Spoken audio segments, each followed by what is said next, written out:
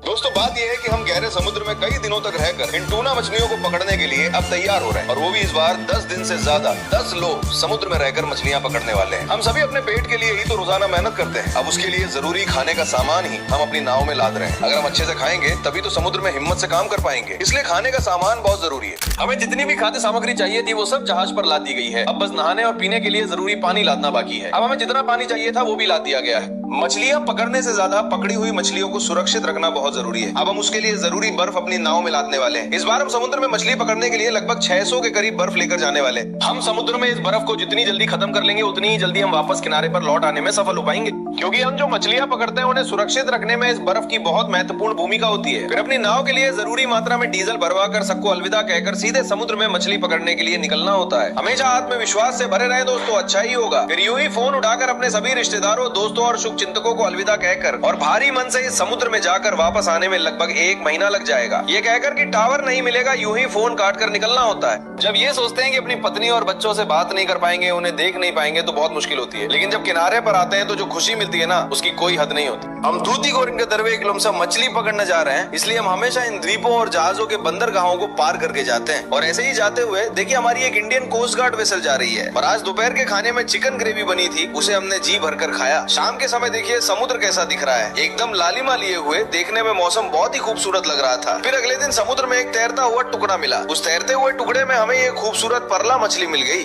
गहरे समुद्र में हम जो मछलियां पकड़ते हैं उनमें सबसे खूबसूरत मछली ये परला मछली ही है। और फिर जब हम समुद्र में जाल डालने की जगह ढूंढते हुए जा रहे थे तभी बारिश भी होने लगी। देखिए आज आसपास का मौसम कैसा है, अभी हल्की बारिश जैसा लग रहा है। हमें जाल डालने की जगह तक पहुंचने में लगभग 4 दिन लग गए। 4 दिनों के बाद इस उम्मीद में कि आज हमें समुद्र में बहुत सारी टूना मछलियां मिलेंगी, हम अभी समुद्र में जाल डाल रहे हैं। टूना मछलियां बहुत गहरे समुद्री इलाकों में रहती हैं, इसलिए हम लगभग 4 दिन यात्रा करके इस जगह पर आए हैं। अभी शाम के 6 बजे हैं। इस समय समुद्र के ऊपर आसमान कितना लाल और खूबसूरत दिख रहा है, देखा आपने? और फिर समुद्र में जाल डालने के बाद देखिए रात के खाने में हम क्या खा रहे हैं, रसम और ऑमलेट और हमारी इंडियन ओशन की मछली फ्राई। यही है जिसे हम सब मिलकर खाने वाले हैं। समुद्र पर रात का खाना हमेशा एक साथ ही होता है, बाकी समय में काम होने की वजह से तो अब एक साथ नहीं खा पाते। बस इस रात को ही सब एक साथ खाना खाते हैं। आज रात का खाना खाने के बाद रात 9 बजे सबने एक छोटी सी झपकी ली और रात 1 बजे उठकर जाल बिछाना शुरू कर दिया। आज हमारे जाल में पहली बार में ही ये 2 सूर मछली एक के बाद एक आ गई। आज हमारे जाल में बहुत सारी मछलियां मिलेंगी, ऐसी उम्मीद सभी को थी, लेकिन हमें निराशा ही हाथ लगी।